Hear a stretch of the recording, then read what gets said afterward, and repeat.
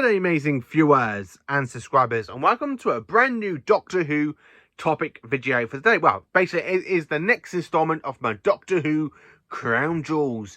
Yes, my Doctor Who Crown Jewels. And what can I say for it? Well, if you haven't seen my previous videos on the Crown Jewels with seasons 1, 2 and 3, I suggest go and check them out. You can either find them in my actual going back through the videos list, or I have actually created a like a playlist sort of folder where you can go and watch them. I will put the link at the bottom of the video for you.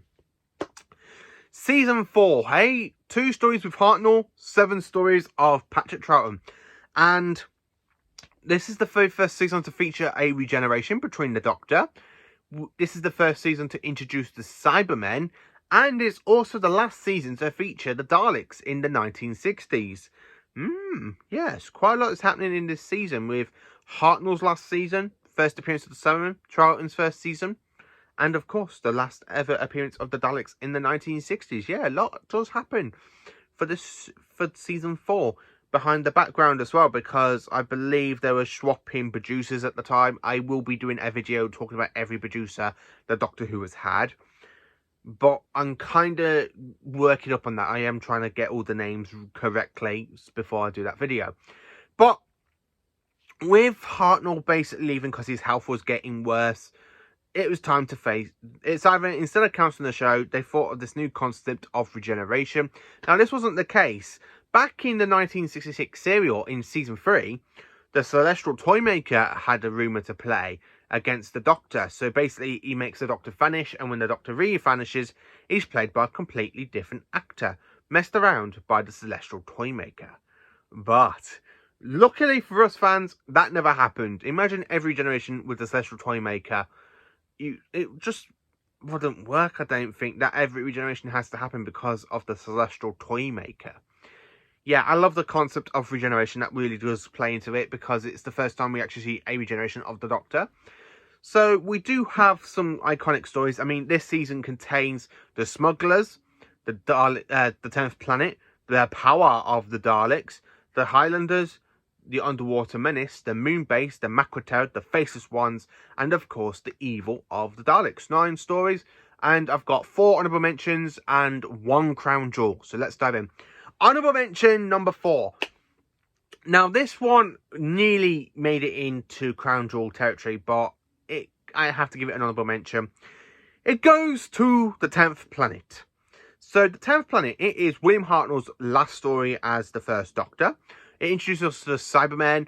I love the concept of Mondas is draining Earth's power and basically the Earth's energy, and basically the Cybermen do come to invade. And of course the Doctor does try to warn them. I believe you're going to have some visitors. What? Yes, some visitors from that other planet quite soon. I love the way how the first Doctor literally talks to someone going, emotion, love, pride, hate, fear. Do you have no emotions, my dear sir? I really do love that speech from the first Doctor, and when Polly tries, do you not have any feelings? I do not understand feelings. I just absolutely love that whole concept. But I also love the fact where basically in episode 2, you got the Doctor basically falling over and he goes, oh, this old body of mine's wearing a bit thin. And then, of course, Hartnell was on holiday, I believe. Oh, he was ill. Around about episode 3 was actually taking place while filming. So Hartnell's not really in episode 3. Episode 4 is missing, but it was animated for us fans back in 2013 for us to sit down and enjoy. And, of course, the animation's brilliant. So we do see Hartnell get captured by the Cybermen with Polly. And, of course, Ben goes and wakes him up saying, come on, Doctor, wakey, wakey. And when they talk about it being over, the Doctor goes, oh no, it is far from being all over. And then, of course, you got that iconic shot of him in the TARDIS console, and he just collapses onto the floor to regenerate into Patrick Troughton. So that is my 4th honourable mention. My 3rd honourable mention has to go to the Moon Base. Yes, 2 Simon stories didn't actually quite make it into the crown jewel for this season, and I am sorry to say that.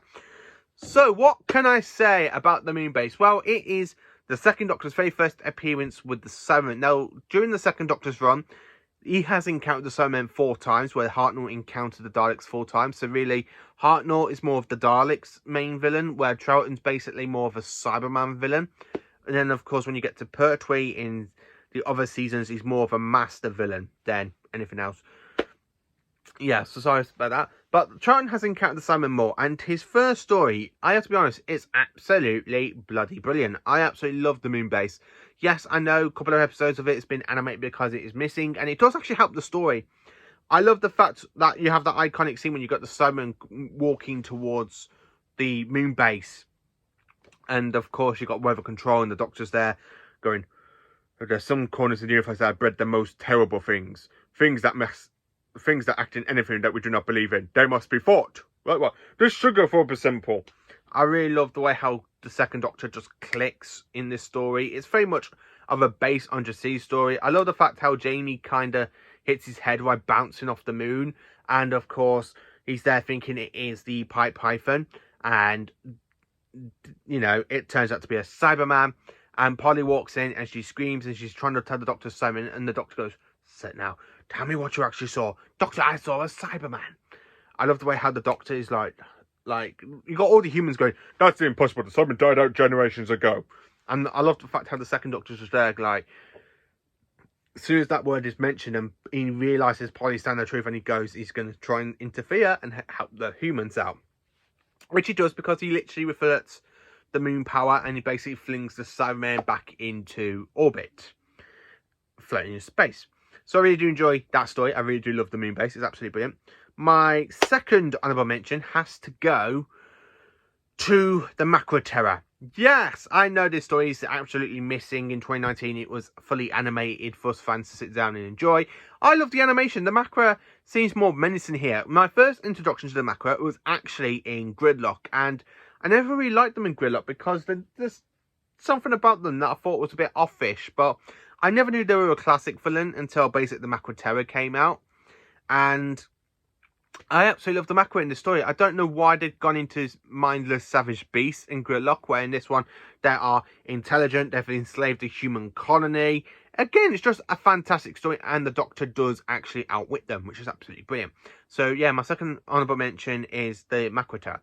So my first honourable mention has to go to the Evil of the Daleks. Yes, the Evil of the Daleks animated came out back in 2021. Yes, basically 2 years now. I absolutely love this story. Evil of the Daleks. I absolutely think it's a fantastic story. We have one part of it is set in the 1960s. Then you've got a couple of episodes set in the Victorian times after the Daleks basically managed to create like a time corridor from Skaro to Earth, and they're basically stolen the Doctor's TARDIS. And I love the fact how we meet the Dalek Emperor as well in this one, and they want the Doctor to induce the human factor into the Daleks. And it kind of made the Daleks not like the 3 new Daleks that the second Doctor has made while working with the Daleks. So yeah, they're kind of like, we don't want this. I absolutely love the episode. And of course, the Doctor says it's the final end of the Daleks, which of course it isn't, because the Daleks do return in the next Doctor's era, aka Jon Pertwee, but 5 seasons afterwards. And of course, Troughton does encounter the Daleks in Beyond the War Games. So that's basically Michael Troughton, though not Patrick Troughton. So I do think that's canon. I do kind of class Big Finish as canon. But the Evil of the Daleks is absolutely brilliant, and I just absolutely love it. So, my crown jewel, my absolutely favourite story of the season, which is why I got to give it the crown jewel, is The Power of the Daleks. Now, it doesn't matter what kind of version you watch. It doesn't matter if you watch the 2017 or 2016 version or the 2020 version. This story is generally a masterpiece, and I kind of wish this story was actually existing. I wish all 6 parts originally existed, and of course it wouldn't have to be animated. But this story is absolutely brilliant. So we're on the planet Vulcan. We've got a human colony. I love the fact how the second Doctor is basically coming around from regeneration, where he's got his head spinning and you got this drum sound and it goes, concentrate on one thing. And then of course he goes, the Doctor's quite a collector, isn't he? But you're the Doctor. Oh, I don't look like him. Because I love the fact when Ben and Polly show him a mirror and he sees Hartnell's reflection and it fades into Troughton and he goes, yes, put it down. I really do love Troughton in this story, because most Doctors basically have post-regeneration trauma. I mean, that's basically looking at the 5th and 10th Doctors and the 8th Doctor. But the second Doctor, no post-regeneration trauma. He doesn't spend literally half an episode in bed like David Tennant did as the 10th Doctor. No, he literally gets up, gets into action, goes to Skaro, finds out that the Earth Examiner has been murdered, finds out who's basically what's going on, finds out that Lesterson has basically found a Dalek capsule, regenerated the Daleks with static electricity. And then, of course, those Daleks end up making a whole army of Daleks. And you got that fantastic iconic scene when you got them coming out of the actual machinery. And then, of course, you got that scene going, exterminate, annihilate, destroy. Daleks have got to conquer. Daleks have got to conquer. I just absolutely love that cliffhanger. And the way you see Lester's face where he's just realised what he's done and the horror of it. And he goes, oh, no. He just looks pure horrified, and I really love the way how that the actor that plays him pulls it off so well. And I love the fact how the Doctor basically uses static electricity against the Daleks, like the first Doctor did in the second story of Doctor Who, the Daleks. So I do really enjoy the story, and I have to give it the crown jewel. So that is my crown jewel, The Power of the Daleks, with 4 honourable mentions, aka The Evil of the Daleks, The Makua Terror, The Moon Base, and The 10th Planet. What story do you think is the crown jewel for you in this season? Let me know in the comments. Please do like, subscribe, and share, and join for more awesome Doctor Who content.